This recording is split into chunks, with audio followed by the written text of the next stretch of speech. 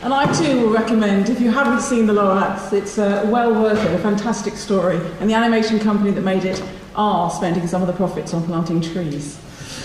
So thank you for inviting me today. One of my colleagues did suggest my first slide should be a photograph of a blackthorn, a photograph of a Gelder rose, and a photograph of a hawthorn. But I did tell them I didn't dare draw that analogy with my esteemed panel colleagues.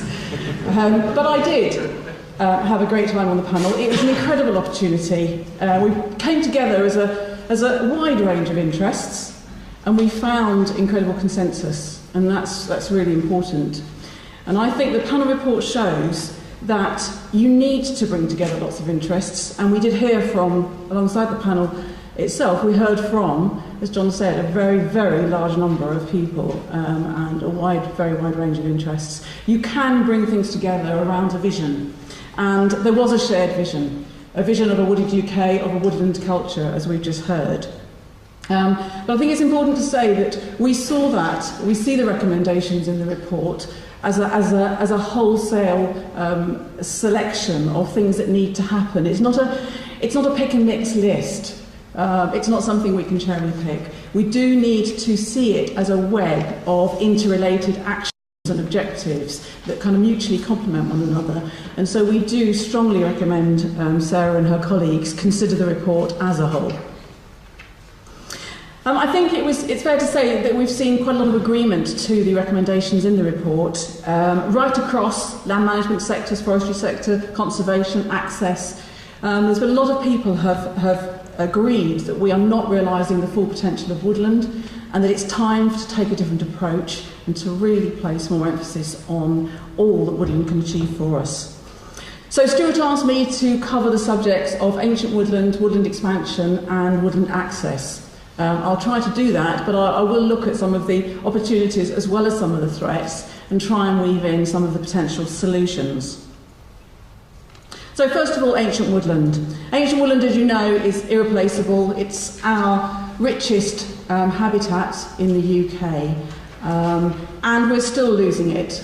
So there's 350 cases of woods that are currently under threat from development in England.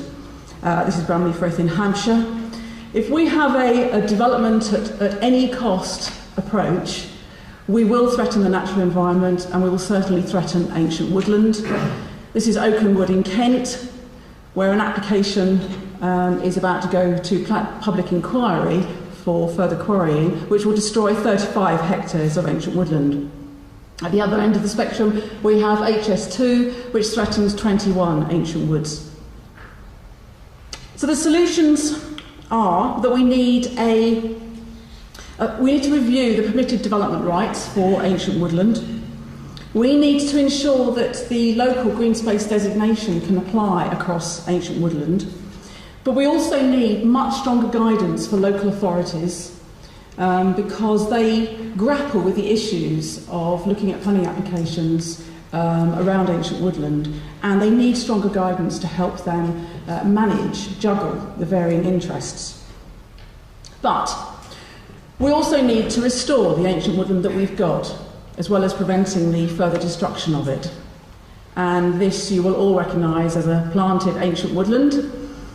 And you will know that planted ancient woodland offers us a great opportunity to increase the woodland biodiversity in the UK. Some would say the most important contribution we could make to nature conservation. And what this requires is for the continued restoration of all the planted ancient woods in the public forest estate. It requires us to devise schemes which will help those private woodland owners who want to restore their planted woods. Schemes to help them do that with advice and with money. But we also need to support compensatory planting to make this possible. But I do need to mention the threat, as Sarah did, and you'll have seen that yesterday there was an announcement about ash dieback. And the Woodland Trust owns one of the woods in East Anglia that has its trees planted 15, 20 years ago. So we haven't prevented it getting here. And that's a huge, huge shame, because we've watched Denmark lose 90% of its ash trees in the last 7 years. And what we hope is that, as well as the extra effort and resources that are now required to deal with this and the other diseases that Sarah mentioned, we will also reinforce our plant health regime so that we do not have further diseases and pests coming to the UK. It's likely we could have stopped some of the diseases we're now facing, and we should have taken action faster. So the regime needs to be more responsive, it needs to be less bureaucratic, and decisions do need to be made faster. I also think that we need a lot more advice to woodland owners and to tree owners. And I think the general public increasingly need to know about the risks and need to try and understand some of the threats we're facing. But it does need all the sectors, both forestry, conservation, horticultural trade, to come together. And I think there's a lot of work that we could be doing at the moment to engage people who want to plant trees. We ourselves thought we were sourcing native trees over the last 2 decades. We were sourcing native trees, but they weren't all from the UK. They were grown elsewhere. And I think that information, that supply chain information that we didn't have, a charter mark of some kind that would help us make choices about how we were sourcing our trees would have been really helpful. So let me just turn to woodland expansion then. The panel had a shared vision of a more wooded UK, and we recommended that woodland cover should be at 15%, so about a 50% increase on where we are now in England. And I hope you'll agree that the report puts a really strong case for why we need more trees, as well as protecting and caring for those that we already have. And that is so that we realise the social benefits, the economic opportunities and the environmental contributions that trees and woods can bring. So it is right across a range of benefits. And I'd like to illustrate this by talking about trees for farms, trees for nature, trees for people. And I'll mention trees for water. But the Woodland Trust, as you may know, we've got a vision of a wooded UK, and increasingly we're trying to describe that vision as one where there are lots more trees in lots of places. Trees on farms have now been proved to make a significant contribution to productivity, animal welfare, to soil stability, to the trapping of pollution. And so we're making a case to farmers for planting more trees around their farm, in and amongst their other activities, not instead of other activities.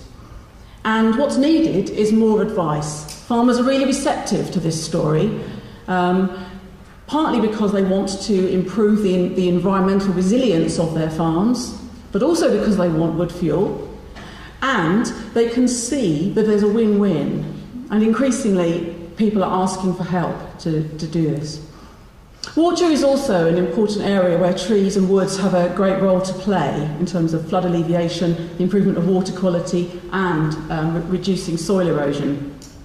Again, what's needed is more advice to landowners and farmers. And again, we're finding that a lot of people are coming to us seeking information about how trees could contribute to water management on their land and estates.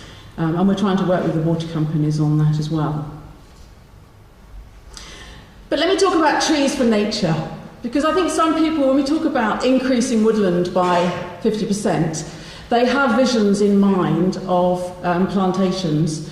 And whilst that is absolutely an important part of the wooded UK vision, this could also be part of the vision that we have. Guess which side of the fence has the more biodiverse habitat and the environmental benefits? That's the difference a fence can make in changing the environment. And I know tree planting in upland areas is controversial, and I can't help but include a couple of holiday snaps. I share a love of hill walking with Stuart, and so unfortunately there's a couple of pictures of Scotland. But this is an interesting area of land which is not very biodiverse, which is not as healthy and resilient as it could be. Fortunately, a Woodland Trust donor has just bought this and will plant about 800 acres of mixed woodland. 3 miles south, the Borders Forest Trust and others have created this, a much more healthy, resilient landscape, which has tourism income now and shooting income. So there's a vision of a wooded UK, which I think has got to be described in a variety of different ways. And then we need woods for people. And you'll all know that the case for people having woods near them is very strong. There's really compelling evidence about the health benefits, the mental health benefits and the physical health benefits of having woods and trees near and in cities. Thank you very much. And there's also fantastic evidence now about the value of woodland-based education, whether that's forest schools or whether it's schools just getting out into woods every year. And Plymouth is one of the places where that vision is being realised, because the council have seen the benefit that existing woodland has brought and now have an aspiration to increase the woodland there by 30%. But the planting stats do not tell the whole story. So not only is it a real shame that the red line goes off the graph, it's also a real shame that the blue line has decreased so much. But even this doesn't tell the story, because a URS report commissioned by the Forestry Panel found that there are likely losses of about 1,500 hectares a year due to felling for development, for wind farms, and because of tree diseases. So actually the increase is very small. You don't need to read the detail on this, but I just wanted to show you that it is possible to map out why we might need trees for different reasons, where the opportunities are for new woods and forests to be created, and to look at the potential that they can bring. And what we've done in this analysis is just look at the total woodland area that you might need in the right places across, in this case, people, habitat, water and timber, and then we've taken out the duplication. And just to show that in a simple form, this adds up to 680,000 hectares of woodland that's needed. And if you put that in the context of the land in England that isn't currently covered by woodland, we believe that there is the opportunity to expand woodland according to the panel's vision of 15% cover. And it is achievable. So this is the National Forest in 1995 with, I think, 6% woodland cover. I'm looking at Sophie for reassurance. And this is the National Forest in 2009 with about 17% woodland cover. And what this demonstrates is when you bring together landowning interests and government leadership and funding, and you bring together some really innovative ways of encouraging the planting of new woods, you can make it happen. And this has delivered huge economic and social return. So it's a good policy in hard times. Why can't we create another national forest? Why can't we have woodland expansion zones where we concentrate effort the way people have demonstrated in the national forest and in the community forests? But we do need to focus some of our woodland grants on areas where there's a desperate need for woodland, where people need woodland. We also need to encourage the establishment of smaller woods so that you can have a network of small woods, and that needs a simpler grant application process. And I'd also like to suggest that our recent project, Jubilee Woods, demonstrates what can be achieved if people come together. So to celebrate the Queen's Diamond Jubilee, we will be planting, or helping others to plant, about 6 million trees this year and next. So this is a network of new woods, at the centre of which there are 60 new 60-acre woods. And when we first talked about this idea, people told me you won't find landowners willing to plant 60 acres to celebrate the Jubilee. And not only have we found the 60, woods of 60 acres, but we've actually had to give people the first 25 years of the Queen's life, which we're calling the Princess Woods, because there was that much demand. And alongside this, there are 2,000 communities who are creating new, though very small woods, and hundreds of people creating Jubilee Woods. I know some of you in this room are planting Jubilee Woods. And I hope this demonstrates what is possible if you really bring together businesses, landowners, local authorities and funders. Quite a lot can be achieved. Without the Jubilee Woods planting this year, planting in England may have gone, the area of woodland in England may have gone down. So, I've talked about the need for people to have woods, but let me focus on access specifically.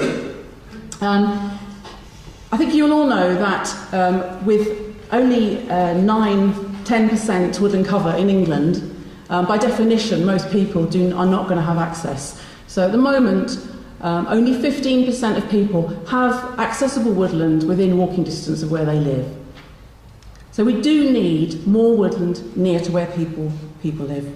And the panel made some really important statements about the need for access, though it's fair to say there were very wide-ranging views about how that is best achieved.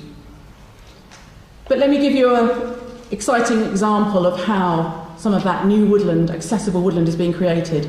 Stoke City Council have found 2 areas of 60 acres within the boundaries of the city, which they and we are now planting, involving the community there, involving people, involving schools, and actually creating a new community resource, and a resource that the children in particular feel they were part of, and we hope will enjoy as they grow up.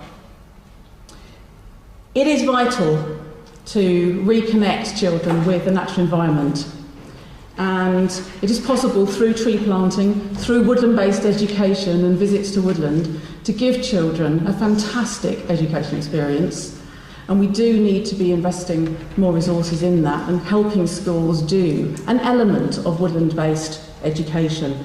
These are our stewards of the future, the stewards of forests in the future, but they're also the future consumers of timber and wood. And so I think it's critical we engage them in our ambition as we go forward. Thank you.